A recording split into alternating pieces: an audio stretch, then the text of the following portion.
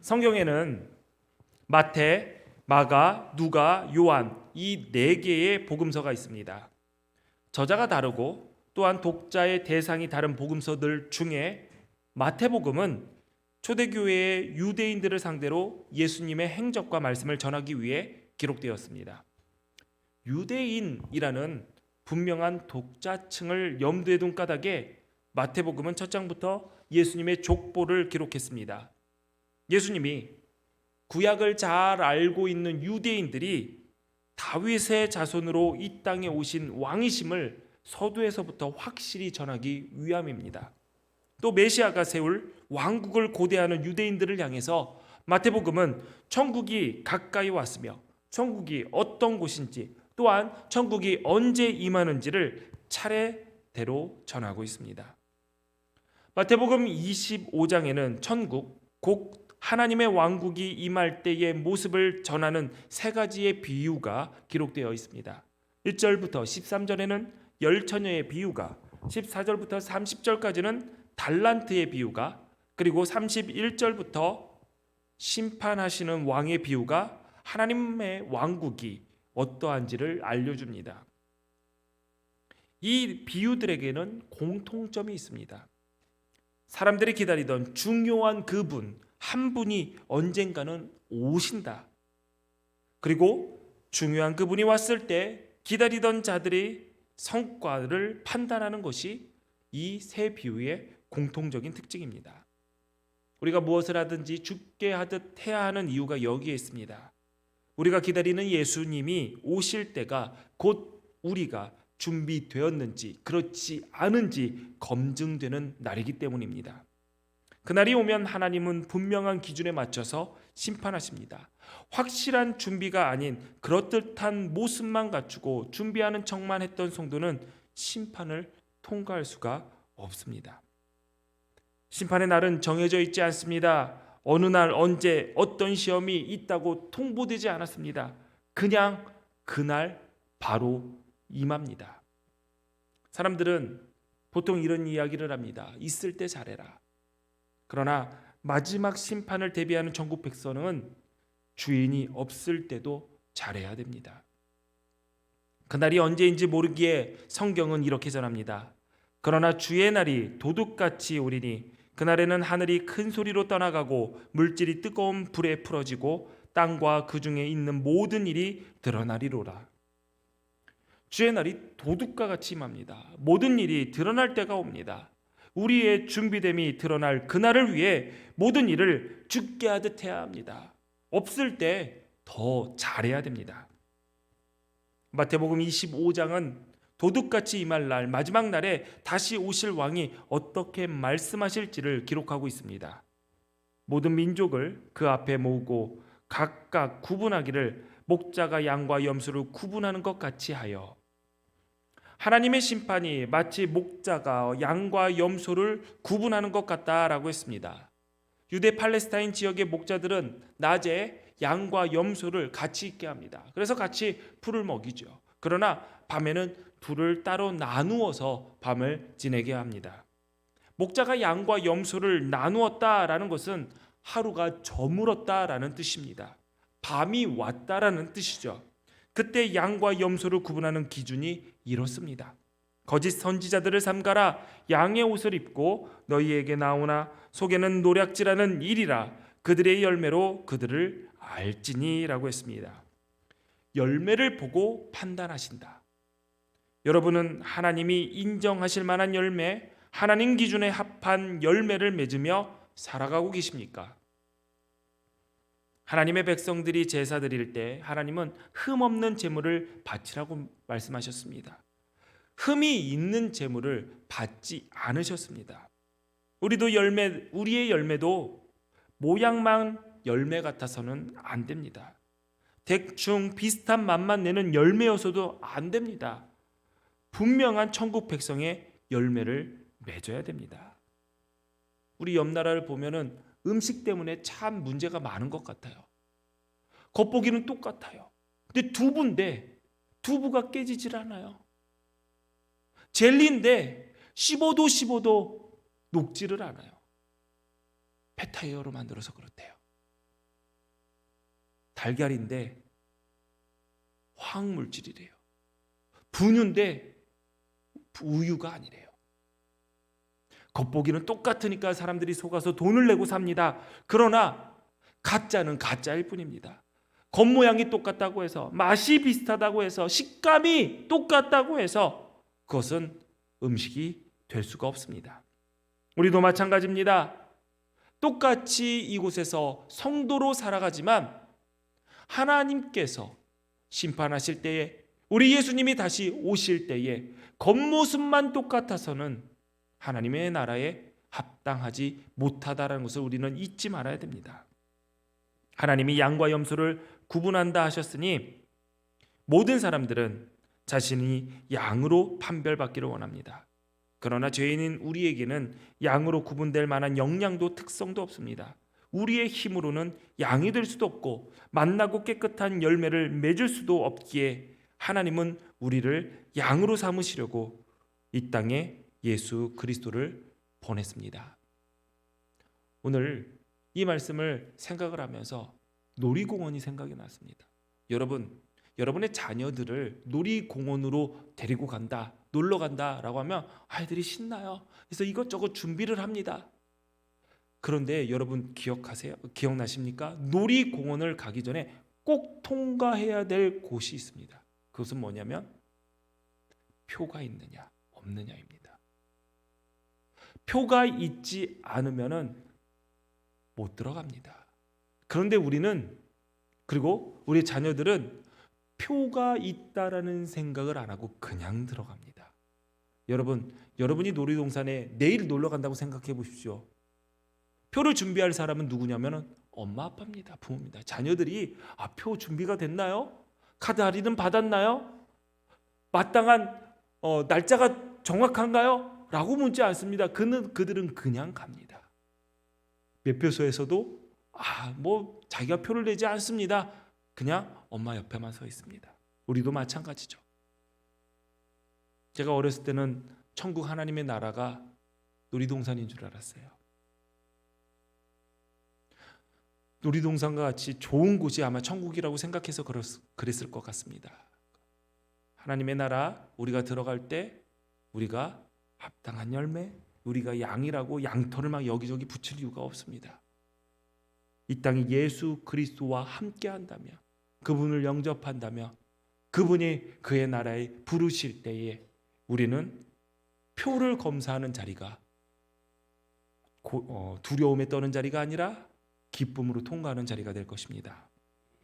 우리 에베소서의 말씀 함께 봉독합니다. 곧 창세전에 그리스도 안에서 우리를 택하사 우리로 사랑 안에서 그 앞에 거룩하고 흠이 없게 하시려고 그 기쁘신 뜻대로 우리를 예정하사 예수 그리스도로 말미암아 자기의 아들들이 되게 하셨으니 아멘. 아멘. 예수님이 십자가에서 죽으시고 부활하셨기에 죄인인 우리가 의롭다 여김을 받게 되었습니다. 마지막 날에 양으로 구별되게 되었습니다. 흠없는 자로, 하나님의 자녀로, 하늘나라의 상속자로 여김받게 되었습니다. 마지막 날에 하나님의 편에 세워진 자들에게는 이런 복이 있습니다. 그때에 임금이 그 오른편에 있는 자들에게 이르시되 내 아버지께 복받을 자들이여 나와 창세로부터 너희를 위하여 예비된 나라를 상속받으라. 주님 다시 오실 때 잘 준비된 하나님의 자녀는 창세로부터 예비된 나라를 상속받습니다. 상속의 조건은 믿음입니다. 예수를 그리스도로 구세주로 믿고 그 믿음 위에서 모든 일을 죽게 하듯 준비하며 살아왔는가? 믿음에서부터 상속자의 조건이 시작됩니다. 처음부터 양이 될 사람, 염소가 될 사람 정해진 것이 아닙니다. 누구에게나 하나님의 은혜는 동일하게 주어졌습니다. 누구에게나 똑같은 복음이 들려집니다. 하나님의 말씀을 보고 듣고 그 복음을 복된 소식으로 믿어 입술로 고백하고 그 믿음 위에 견실하여 그 약속대로 지키며 살아가는 자들에게 하나님의 나라라는 상속이, 그리고 그 나라를 누릴 수 있는 자격이 주어지게 됩니다. 그러므로 하나님의 말씀을 예배함으로 성경을 통해서 접한 우리들은 들은 말씀대로, 들은 복음대로 믿는 대로 행하면서 살아야 됩니다. 그렇다면 무엇을 행하며 살아야 됩니까? 오늘 본문 말씀 같이 읽습니다. 내가 진실로 너희에게 이르노니 너희가 여기 내 형제 중에 지극히 작은 자 하나에게 한 것이 곧 내게 한 것이니라. 아멘. 단순히 지극히 작은 자를 도왔기 때문에 왕이 기뻐한 게 아닙니다.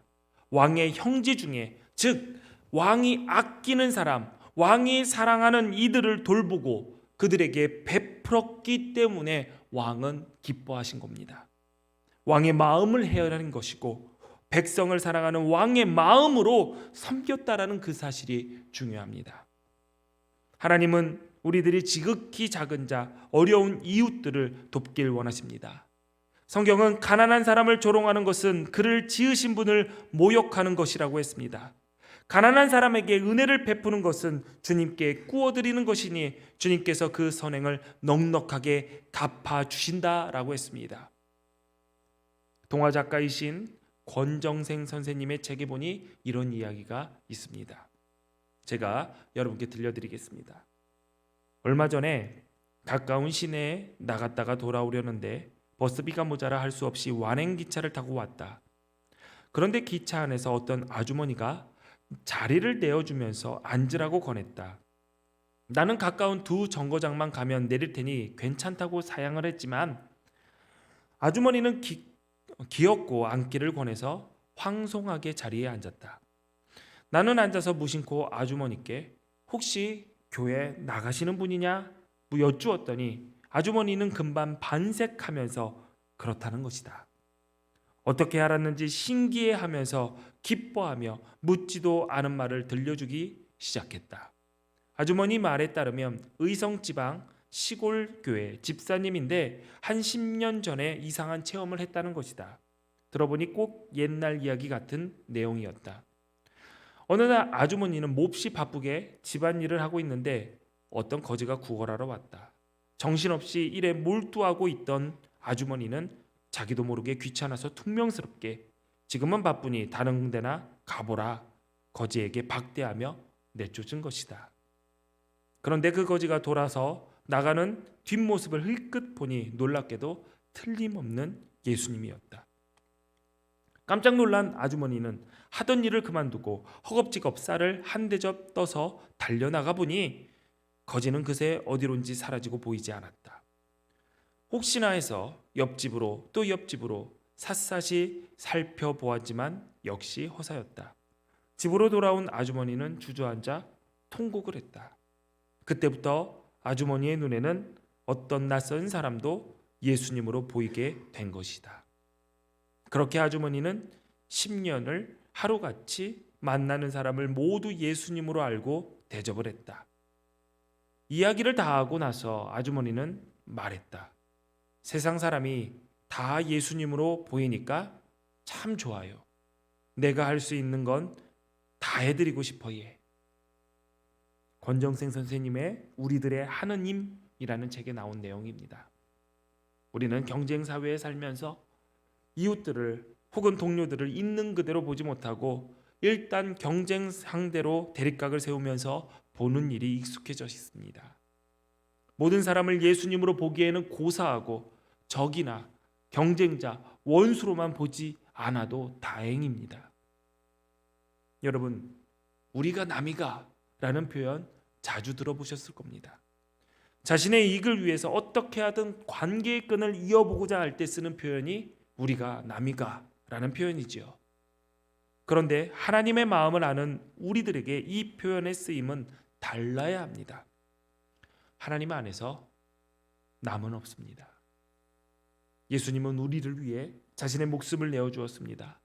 예수님에게 우리는 남이 아니라 자신보다 소중한 이로 여기셨기 때문입니다. 이 땅에서 우리가 천국 백성으로 살아간다라는 것은 누구를 대하든 나와 관계없는 남이라고 선 긋는 것이 아니라 그를 예수님으로 보듯 바라보고 대접하는 것입니다. 이것이 구원받은 하나님의 자녀로 합당하게 사는 것이죠. 바울은 이렇게 말했습니다. 주께 합당하게 행하여 범사에 기쁘시게 하고 모든 선한 일의 열매를 맺게 하시며 하나님을 아는 것에 자라게 하시고, 종은 주인을 기쁘시게 해야 합니다. 하나님 보시기에 합당한 섬김이어야 합니다. 그 일을 위해서는 하나님을 잘 아는 것에서부터 시작되어야 됩니다. 내가 섬기는 주인이 누구인지, 그분이 무엇을 좋아하는지, 어떻게 하면 그분을 기뻐하게 하실지, 그 사실을 모른다면 내가 아무리 열심히 일하고 섬긴다 해도 주인과 상관없는 일에 열을 내게 될 것입니다. 내가 아무리 헌신한다고 하더라도 주인이 기뻐하시지 않은 섬김이 될 가능성이 매우 높습니다. 미국의 하버드 대학의 경제학자 존 갤브레이스 교수가 자서전에 기록했던 이야기입니다. 그에게는 에밀리 윌슨이라는 가정부가 있었습니다. 한 번은 미국의 대통령이었던 린든 존슨이 경제적 자문이 필요한 급한 일로 갤브레이스 교수 집에 전화를 했습니다. 가정부가 전화를 받자 백악관에서는 대통령이 교수님과 통화를 원합니다 하면서 교수를 바꿔달라고 요청을 했죠. 그러자 가정부 윌슨 양이 이렇게 응대했다고 합니다. 지금 교수님이 피곤하셔서 낮잠을 주무시고 계십니다. 바꿔드리기가 곤란합니다. 백악관은 황당했겠죠. 아니, 지금 대통령이 전화하자는데 급한 일입니다. 대통령이 통화하고 싶어 합니다. 얼른 깨워서 바꿔주세요 라고 요청을 했습니다. 그러자 재차 가정부는 이렇게 답변을 합니다. 죄송합니다. 누가 전화했는지는 압니다. 어디서 전화 왔는지는 압니다. 그러나 내가 섬기는 주인은 대통령님이 아니라 갤브레이스 교수입니다. 그러니 저는 교수님 편에서 말씀드릴 수밖에 없습니다. 죄송합니다. 뚝. 대통령이 후에 교수를 만나서 이렇게 얘기했다고 합니다. 그 윌슨 양을 백악관의 가정부로 고용해도 되겠느냐? 여러분, 여러분의 주인은 누구십니까? 여러분은 누구의 말에 의해서 움직이고 누구의 편에 서서 행동하십니까? 우리의 주인은 우리 구주 예수 그리스도입니다. 주인의 마음을 모르면 주인이 원하시는 대로 일할 수가 없습니다. 그러므로 우리는 하나님을 힘써 알아야 됩니다. 그래야 하나님 마음에 합한 삶을 살아갈 수 있게 됩니다. 2023년 하나님을 더 알기 위해 말씀과 가까워지십시오. 예배의 자리를 힘써 지키십시오. 하나님 마음을 알기 위해 더욱 기도에 힘쓰시기 바랍니다. 하나님을 알고 그 마음을 헤아리며 모든 일에 죽게 하듯 하십시오. 예수님 다시 오실 날이 언제인지 우리는 알지 못합니다. 그러나 분명한 사실은 그날이 점점 가까워지고 있다는 것입니다. 그날이 올 때 여러분, 칭찬받는 자리, 합당한 열매가 준비된 자로서 그 잔치자리에 여러분 함께 하시기를 바랍니다. 그날이 올 때까지 가정에서, 일터에서, 교회에서 주인 되신 하나님의 뜻대로 무슨 일이든지 죽게 하듯 행하며 하나님 마음을 기쁘시게 하는 하늘 백성이 되시기를 주님의 이름으로 축원합니다. 기도하시겠습니다. 하나님 아버지, 주께서 다시 오실 날이 날마다 가까워지고 있음을 기억하게 하시니 감사합니다. 주님이 오실 그날 모든 것을 결산할 때에 준비된 자로 합당한 열매를 맺어 주님께 칭찬받게 하옵소서. 2023년 하나님을 더 알기 위해 힘쓰게 하옵소서. 하나님 마음을 알기 위해 말씀을 가까이 하며 기도에 힘쓰게 하옵소서. 하나님을 알고 그 마음을 헤아리며 모든 일에 죽게 하듯 하는 믿음의 승리자들이 되게 하옵소서. 예수님 이름으로 기도합니다. 아멘. 함께 찬송하면서 준비한 예물 주님께 드립니다.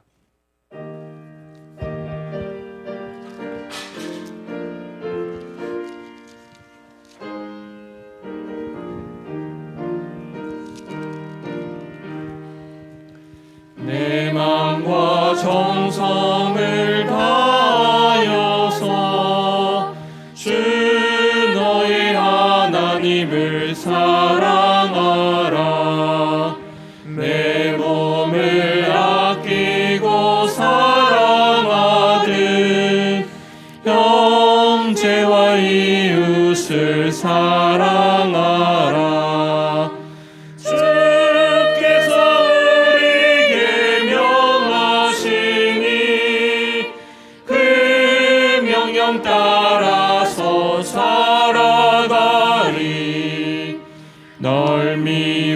해치는 원수라도 언제나 너 그렇게 사랑하라.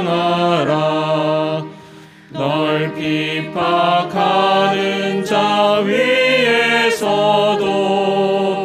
신실한 마음으로 복을 빌라.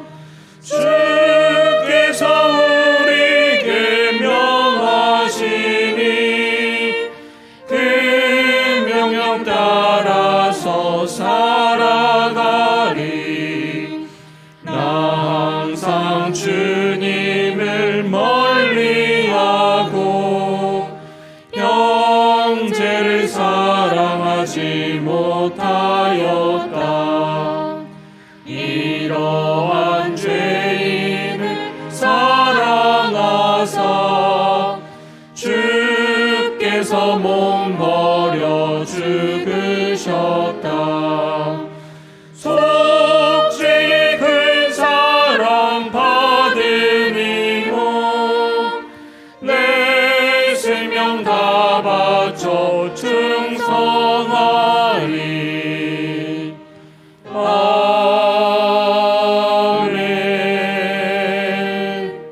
자리에서 일어나십니다. 모든 것이 주께로부터 왔으니 이 예물을 주께 드리나이다.